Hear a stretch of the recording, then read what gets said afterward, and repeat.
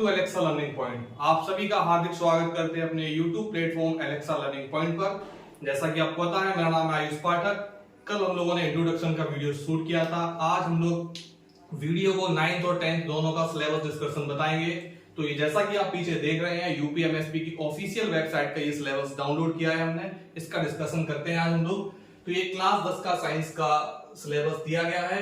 इसमें unit wise दिखाया गया है। यूनिट इसमें टोटल डिवाइड की गई है 5। पहली यूनिट का नाम है रासायनिक पदार्थ एवं प्रकृति एवं व्यवहार। इस पूरी यूनिट में हम पढ़ेंगे केमिस्ट्री के बारे में,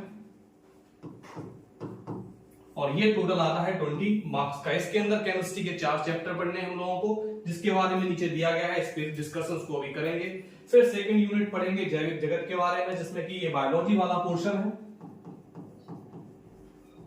और ये 20 मार्क्स का ही आता है। इसके बाद हम लोग आते हैं अपनी प्राकृतिक घटनाएं पर। ये फिजिक्स का एक चैप्टर है, जिसके अंदर कॉन्सेप्ट रहेंगे केवल परावर्तन का और अपवर्तन का।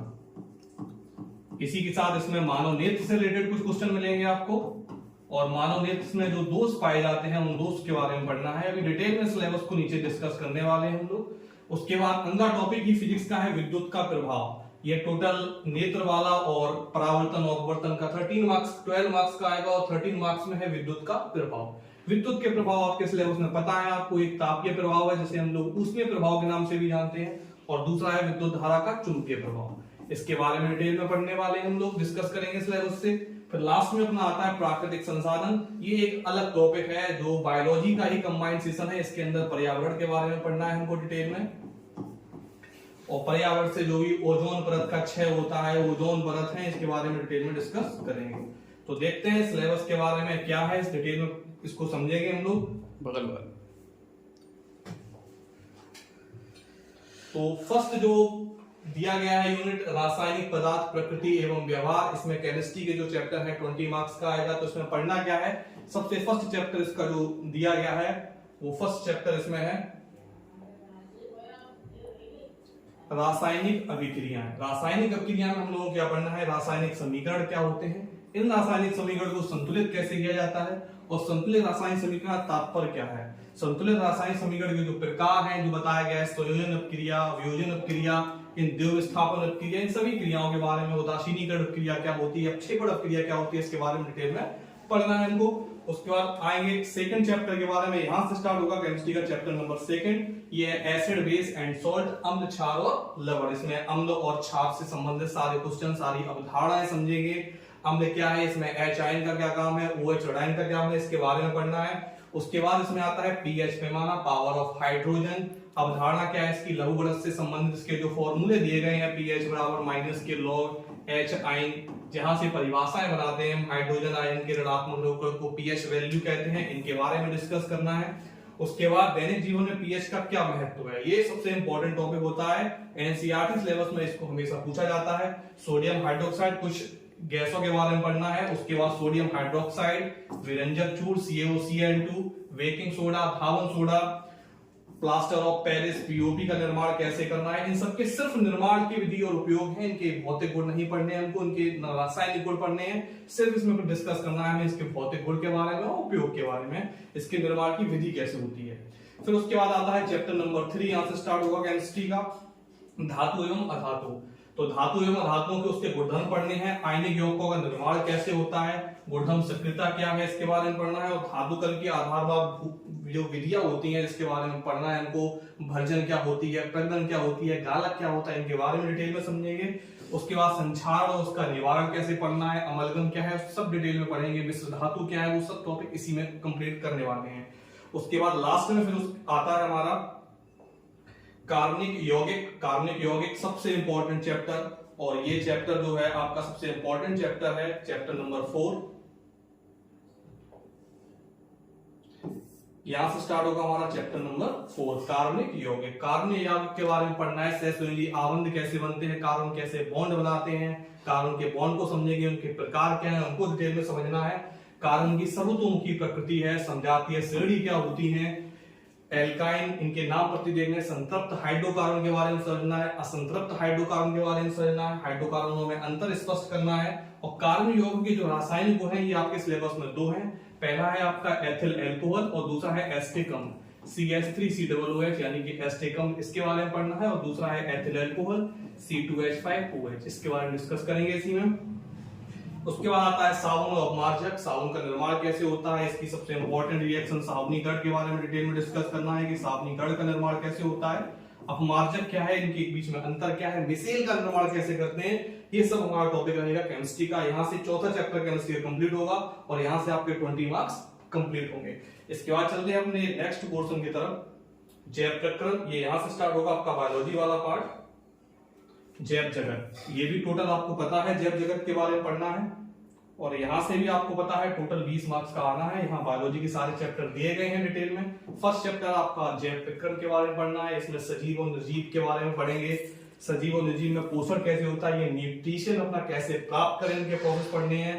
श्वसन की क्रिया पढ़ेंगे, परिवहन की प्रक्रिया पढ़ेंगे, उत्सर्जन की प्रक्रिया पढ़ेंगे और इनकी जो मूलभूत अवधारणा है उनके बारे में हम समझने वाले हैं। उसके बाद आता है इसका चैप्टर, ये फर्स्ट यहाँ तक पढ़ेंगे। ये चैप्टर फर्स्ट बहुत बड़ा चैप्टर है, इसको डिटेल में अलग अलग पार्ट में समझेंगे जिससे आपके माइंड में एक एक पॉइंट को अच्छे से क्लियर हो सके। फिर उसका चैप्टर सेकंड यहाँ से स्टार्ट होगा, जंतुओं तथा पौधों में नियंत्रण एवं समन्वय। पहले सिलेबस को इसको हटा दिया गया था, फिर पिछली साल इसको ऐड किया गया है, तो इंपॉर्टेंट चैप्टर है। इसमें पौधों में निश्चित गति कैसे होती है, पादप हार्मोन क्या है, पादप हार्मोन के काम क्या है, ये जो आपने पढ़े होंगे हार्मोन के बारे में, जो पादप हार्मोन होते हैं इनके बारे में पढ़ना है। ऑक्सिन का काम क्या है, जिब्रेलिन का काम क्या है, साइटोकाइनिन का काम क्या है, सबके बारे में अलग अलग डिटेल में इसको डिस्कस करेंगे। साइटोकाइनिन क्या है, पादप वृद्धि हार्मोन्स कौन से हैं और वृद्धि को रोकने वाले हार्मोन्स कौन से हैं, उनके बारे में इसी वाले चैप्टर में अच्छे से डिस्कस होगा। फिर आगे बढ़ते हैं अपने थर्ड चैप्टर की ओर। ये प्रजनन के बारे में पढ़ेंगे, सर प्रजनन के बारे में क्या है क्या नहीं वो सब डिटेल में समझेंगे। प्रजनन जानते हैं आप लोग, रिप्रोडक्शन होता है, तो इसके बारे में पढ़ेंगे। जंतुओं तथा पौधों में प्रजनन कैसे होता है, इनकी दो विधियां हैं, एक लैंगिक विधि एक अलैंगिक विधि। उसके बाद प्रजनन स्वास्थ्य के बारे में पढ़ेंगे, इनकी आवश्यकता क्या है, परिवार नियोजन की विधि क्या है, सुरक्षित यौन एवं HIV एड्स वायरस के बारे में जानेंगे, प्रसूति एवं जनन स्वास्थ्य के बारे में समझेंगे। ये हमारा चैप्टर नंबर थर्ड। और बायोलॉजी का लास्ट जो चैप्टर है वो है आनुवंशिकता। जानते हैं जैसा कि आप ग्रेगर और मेंडल के बारे में, उसके बारे में डिटेल में डिस्कस करेंगे।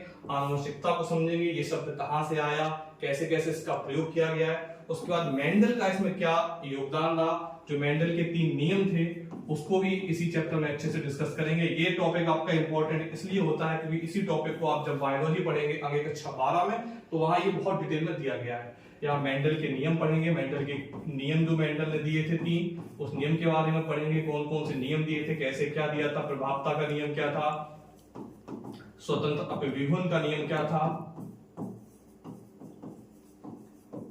और पृथक्करण का नियम क्या था, जिसे शुद्धता का नियम भी कहा जाता है।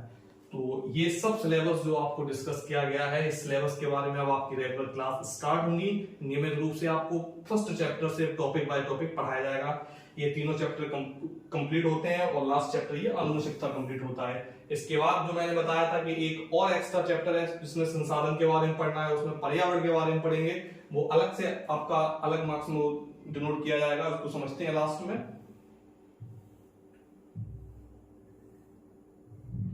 प्राकृतिक घटना है, इस प्राकृतिक घटनाओं के बारे में पढ़ना है हमको। इसका जो मेन टॉपिक रहेगा प्राकृतिक घटनाओं का, उसमें मेन टॉपिक जो रहेगा वो रहेगा पर्यावरण। पर्यावरण से संबंधित जो चीजें आएंगी उसमें पारितंत्र क्या है, पारिस्थितिकी तंत्र क्या है, उसके बारे में पढ़ेंगे। और इंपॉर्टेंट सबसे क्वेश्चन जो है ओजोन परत, कैसे ओजोन परत का क्षय हो रहा है, इसका निर्माण कैसे हो रहा है, इसका क्षय क्यों हो जाए, इससे रिलेटेड जो गैसें हैं कार्बन की CFC क्लोरोफ्लोरोकार्बन और रेडॉन, ये सब गैसों के बारे में पढ़ेंगे। और यही पूरा डिटेल में पढ़ के ये टोटल इसमें से प्राकृतिक घटनाओं में से 12 अंक का आने वाला है। ऐसे आपका पूरा बनता है 70 मार्क्स का टोटल बायोलॉजी का, फिजिक्स का, केमिस्ट्री का। और ये लास्ट जो प्राकृतिक घटनाएं हैं इसका रिलेटेड क्वेश्चन। तो ये था हमारा कक्षा 10 का सिलेबस जिसका डिस्कशन किया अभी हमने, इसके बारे में पढ़ेंगे डिटेल से। कल से आपको रेगुलर प्लेटफॉर्म पे क्लासेस दिए जाएंगी। बीच बीच में जो फिजिक्स और केमिस्ट्री के प्रैक्टिकल हैं वो भी यहीं आपको प्रैक्टिकल भी कराए जाएंगे। एक भी चीज आपको मन में डाउट नहीं रखना है, एक एक चीज बेसिक कॉन्सेप्ट के साथ आपके माइंड में क्लियर कर दी जाएंगी। इसके बाद हम डिस्कस करने वाले हैं कक्षा 9 के सिलेबस का।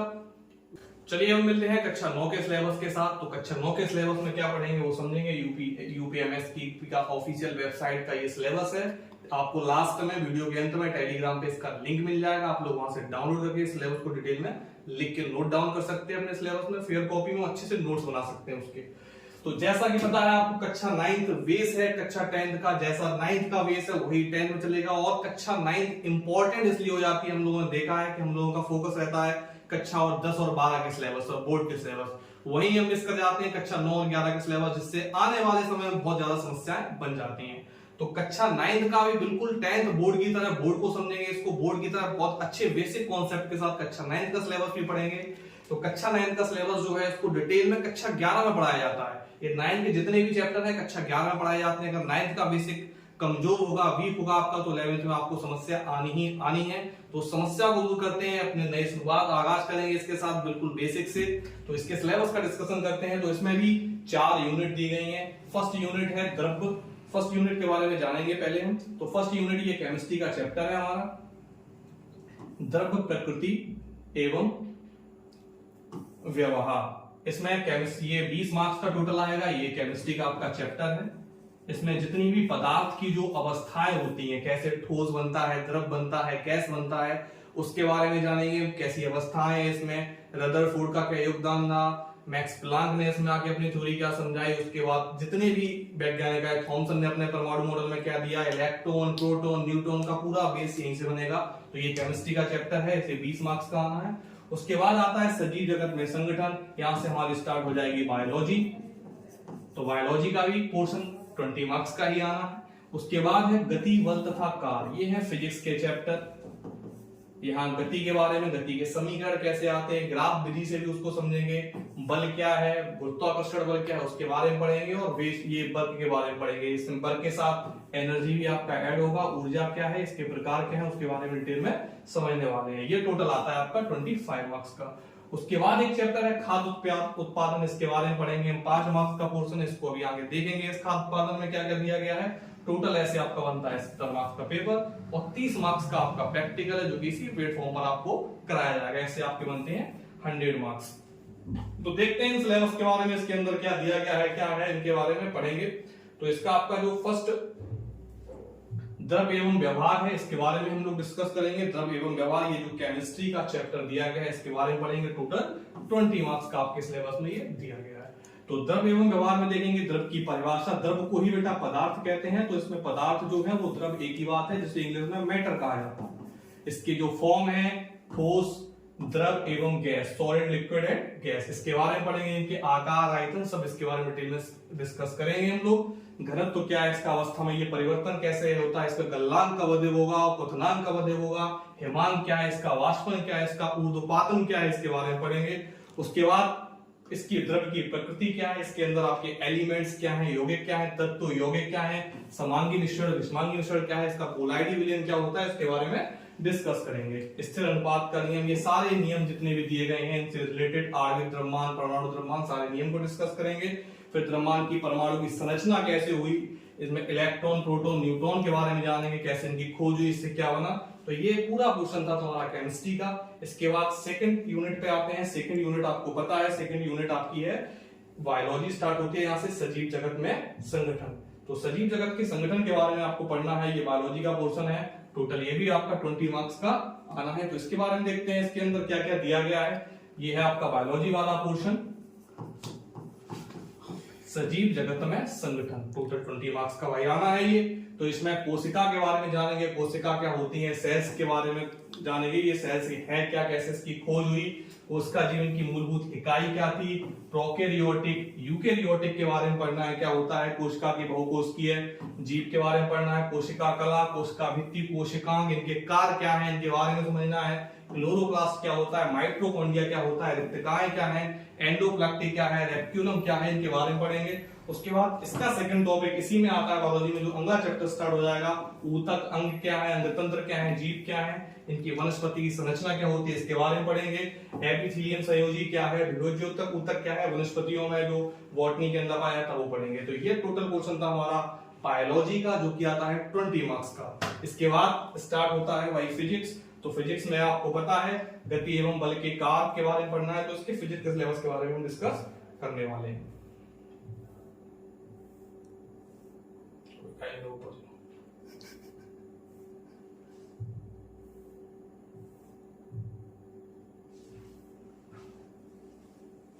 ये है अपना फिजिक्स वाला पोर्शन जो कि आपका आने वाला है 25 मार्क्स का। इसमें 25 मार्क्स में पढ़ेंगे, स्टार्टिंग रीस्टार्ट करते हैं। ये रहा क्लास 9th बैक 9th, ये आगे फिजिक्स वाले पोर्शन पे। और ये फिजिक्स वाला पोर्शन आपका टोटल आने वाला है 25 मार्क्स का।